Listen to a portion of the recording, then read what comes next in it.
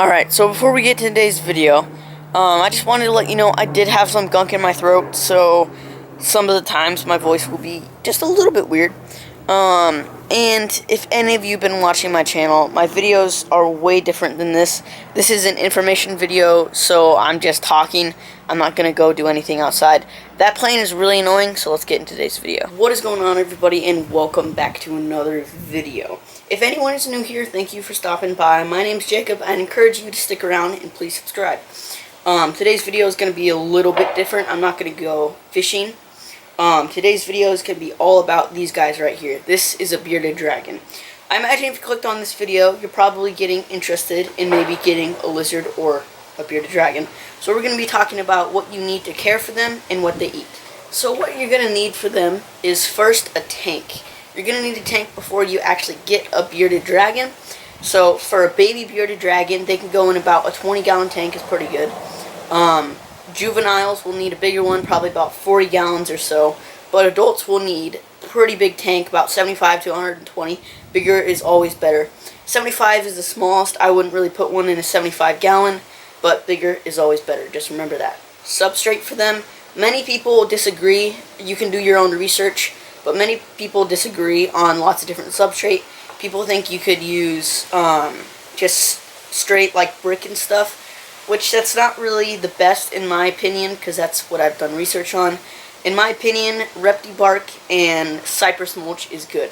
Lots of people don't think that because if their food gets everywhere and they eat some of the cypress mulch, it can be apparently bad for them. But cypress mulch doesn't have any chemicals or dyes or anything, just like normal mulch would.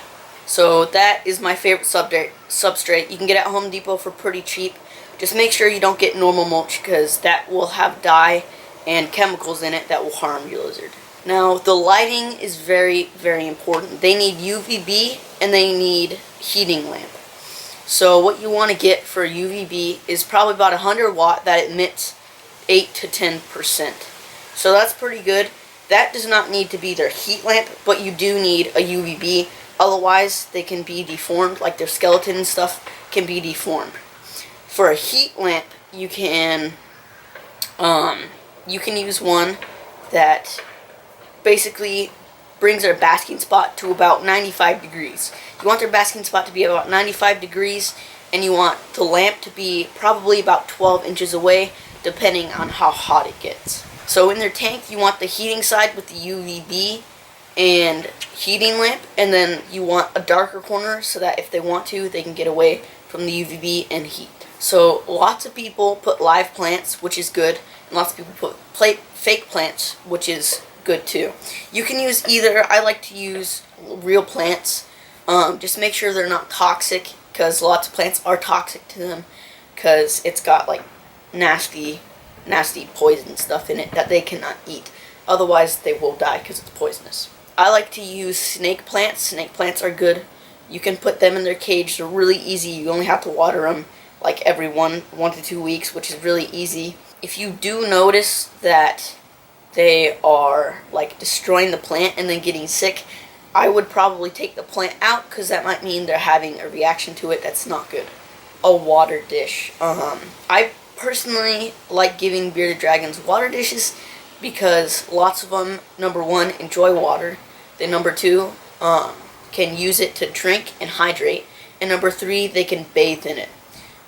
She loves her water dish. She soaks in it all the time, and she loves it, and that's why I give her a water dish. I like to give her a bigger water dish that's not too deep so that she cannot drown, but she loves it. Lots of people don't, which I guess is alright, but I think you should give them a water dish, because that is just good for them. So what you want to feed them is, you can feed them quite a bit of different things. What I feed her is mainly crickets and grasshoppers, but you should also feed her lettuce. So as an adult, they mainly eat vegetables, which I give her lettuce and a bunch of other vegetables, which I'll get to in a second. But they will eat meat as well, because she loves crickets. She absolutely loves them. So you can give her lettuce daily. Lots of people disagree on whether you can feed them romaine lettuce or not. I personally think you can. I've done a ton of research, and she loves romaine lettuce, and everybody that I've talked to says romaine lettuce is good. Remember, do your own research, but this is my, like, what I think, and from my personal experience, is what I feed them. Do not feed them iceberg lettuce, because that is not good for them. That is, like, a known fact. Please do not feed bearded dragons iceberg lettuce, because it is toxic to them. So romaine is what I would go with for feeding bearded dragons lettuce daily. As treats, you can give them mealworms or superworms. They also like crickets and like live crickets. They like hornworms, superworms, waxworms. They like a ton of different things for treats. Those are treats. Mealworms and superworms have an exoskeleton.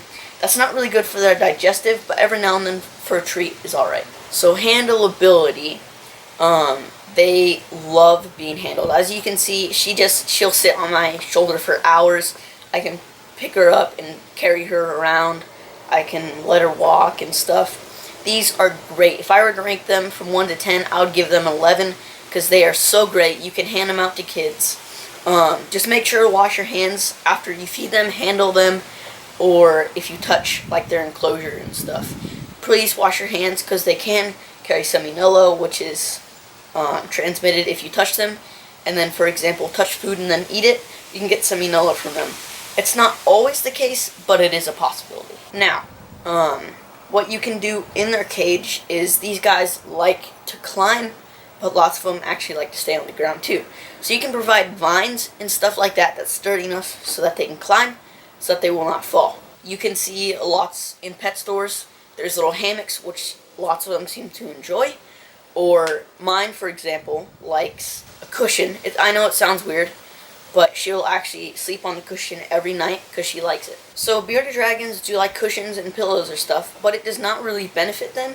They might like the feeling of it, but it does not really benefit them. Since they're cold-blooded, they do not produce their own heat, so that will actually kind of cool them off, and it won't really benefit them. They may like it, which is totally alright, but if you're going to wrap it in a blanket, you might want to tuck the blanket to you, because your body heat will radiate off of it, and it will go on the bearded dragon, which will then warm it. One way to keep them happy, which I'm going to give more examples, one way to keep them happy is to keep their enclosure fun and not boring. For example, you can add like the crinkly balls, like for cats or something. You can add climbing, you can add a mirror, you can add several different things such as live prey. They love that. They love chasing food. You can also, this may sound weird, but you can take them for walks. So you can get them a leash. You can get a sling for them and take them on walks. You can put them on your shoulder. You can simply hold them. Or you can just set them on the ground and let them go in your house. Many bearded dragons do like screens, although they do not have the mental capacity to understand screens. They do seem to enjoy, at least mine does, it seems to enjoy looking at screens because lots of the times it's moving and they're naturally attracted and curious to moving things. If you're going to pick out a dragon from the pet store, you might want to pick out one that is standing tall, that is not standing low, and one that is naturally curious and kind of comes up to you when you approach it. Because the other ones might be a little bit sick, which hopefully the pet stores will cure. But the ones that are posted up like that, they'll puff up like this, are more healthy and curious. So you want to handle them every day, because that's how you train them. If you handle them every day, they'll get used to you, and they'll actually enjoy you handling them. Like her, I did not raise her from a baby, unfortunately. I just got her, but she was hand trained, and as you can see, she just loves sitting here, and she loves people. So if you notice that your bearded dragon is like scratching on the glass, that can mean a few things. That can mean they're stressed, they simply just want to come out, or that could mean their enclosure is kind of boring. Like she will scratch on the glass sometimes to let me know that she wants to come out. Or that can also mean that they're hungry. One way to tell that they're hungry is if their pupils are really dilated, and if you walk up to the tank and they run up to you. That's one way to tell that they're hungry. You can feed them pellets, which is really good, which is what I feed her, because it is really good because If you feed them live insects, which is totally fine for the whole life, it might be a little bit of a pain to go to the pet store like week after week, and it might get a little bit expensive. Whereas if you were to get pellets, you can get a big bag that will last you a month, and then you don't have to go to the pet store and constantly get crickets. If you do feed them crickets or something of that, that is totally fine. That's just a suggestion to get pellets, but that's just a suggestion because it's less inconvenient. So if you do get a bearded dragon, you want to keep the enclosure clean. That's one way to keep them happy. So you can get a sand sifter, and whenever they produce waste, you can scoop that out, or just get a glove and scoop it out. Because that is one way to keep them happy, because they need a clean enclosure, otherwise it's unhealthy for them.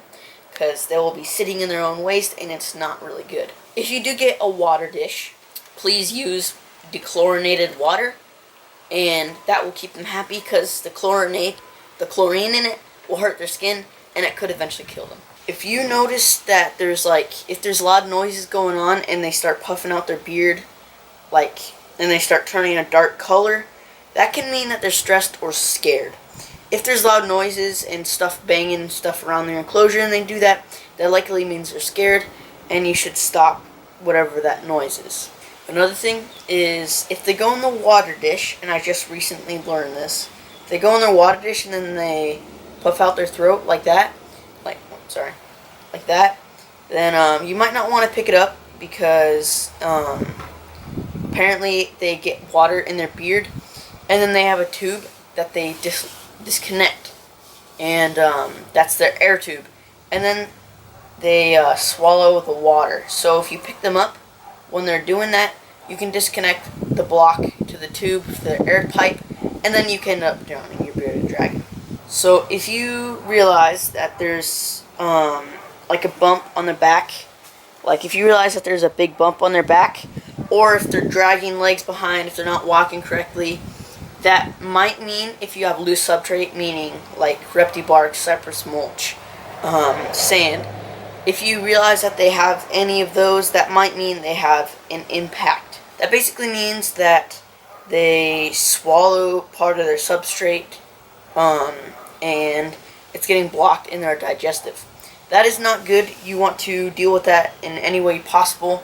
But if you do take care of them, give them proper heating, feed them properly, and do stuff like that, then it's less likely for them to actually be harmed from that, if you give them proper heating and stuff like that. One of the reasons why I like bearded dragons is because they are so funny, and they have such a great personality. And you can hand them out. You can, like, for example, if someone wants to hold it, you can give them out, and they won't really care unless they're being rough with them. Another reason why I like them is because they're so chill, and you can handle them as much as you want. And for example, you can put them on your shoulder, and they'll just stay there, and they just have so much personality, and they're so fun to have. If you realize that if you're new to bearded dragons, and you realize that they're running around licking stuff, that is alright, as long as they don't lick anything that's harmful to them, because they're very curious. They're very, very curious animals, and that's they'll just do that to go around and just lick stuff in curiosity. So overall, the bearded dragon is a great pet if you're looking for something to take out of your enclosure and handle a lot. If you're looking for something that's more like you just want to look at it or something, I would not recommend this. Anoles. Lots of anoles are good for just looking at stuff, because they do have a tail that can fall off very, very easily. I definitely recommend bearded dragons overall, even though their enclosure can be quite expensive, but bearded dragons are such great pets. So I recommend. I hope you guys enjoyed the video, and we'll see you guys on the next episode. Peace!